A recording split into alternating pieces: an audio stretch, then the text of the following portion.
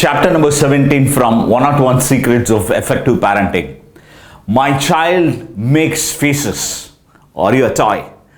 This is one of the real-time experience where a mom with a 10-year-old child came up to me to say the mom was very upset with the child, though he was just 10 years old, and she said, all studies, everything is fine, but he never respects me. Right, and I'm so upset, and he's just 10 years old, I'm his mom, and he never respects me. So I have to go ahead and ask her, what makes you think he never respects you? Then she said, there are millions of things, right? There are a lot of things which he does which makes me think he never respects me. Then I told her millions of things, can you name few, right? And then she was thinking. Then I told her, can you write down all those 1 million things what you are telling? Then she said, may not be a million, maybe hundreds of things. Then I said, yeah, okay, go ahead, write down all those hundreds of things. Then she has to really think, and finally she looked at me to ask, should I have to really write it down? Then I said, yeah, go ahead, pen it down. I want to really see what are all those things which he is doing, which makes you think he is not respecting you. Then she went ahead to write the first one, foremost one is he makes faces at me, right? That was the first one she highlighted. She was really upset with that. And then second one, even many times I've told him, but he still,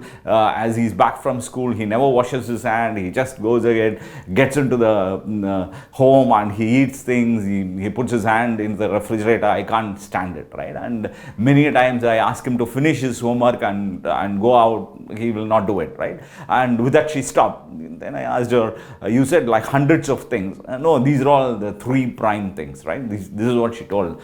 And then I went ahead to just have a short conversation with that particular child, and that child was completely fine. There is nothing like serious plan or a strategy in the child's mind that I need to disrespect my mom.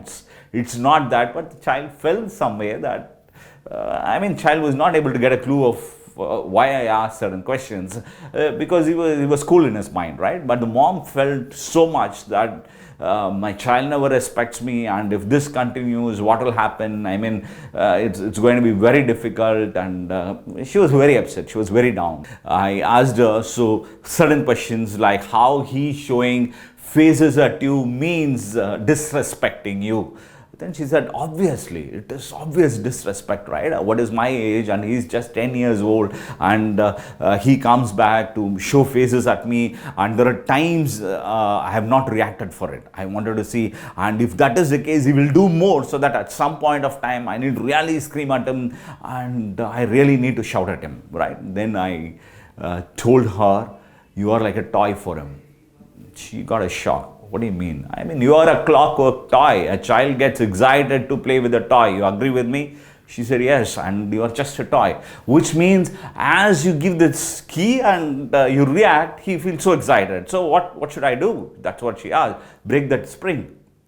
And she was like, yeah, go ahead, break that spring. You mean to say I should not react to it? Then he will do more, right? Then I said, just break that spring off. He will do it for a while. What a child will do when the toy never works, right? It gets bored and then it throws it off. It's exactly what's going to happen.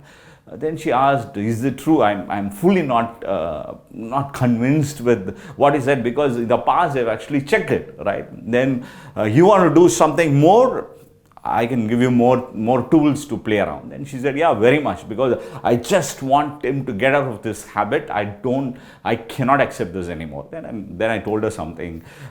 She said, yeah, this looks interesting, and will you do it? She said, yeah, I'll go ahead, check it out, I'll do it. And after a few months, when I actually met up with her, she came back to say it worked. And I asked her, or if you are really asked what has happened, what I told her was this: once the child is back from school, you don't wait, which means what? You go and show faces to your child, right? And the child was a little jittery, and she never stopped, right? She go show a lot of faces onto the child, and the child got really worried, what happened to my mom? And he was a little upset whether my mom is not treating me okay or not, and that behavior is completely stopped.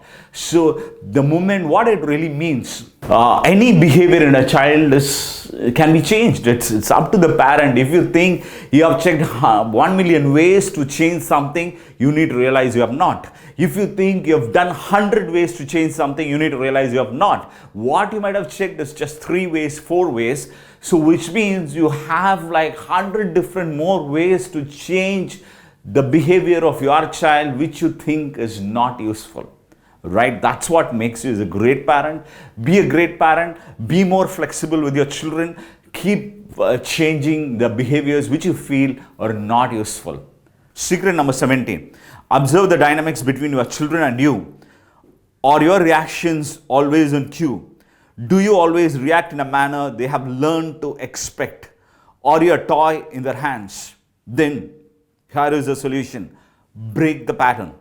You will notice a marked improvement in the behavior.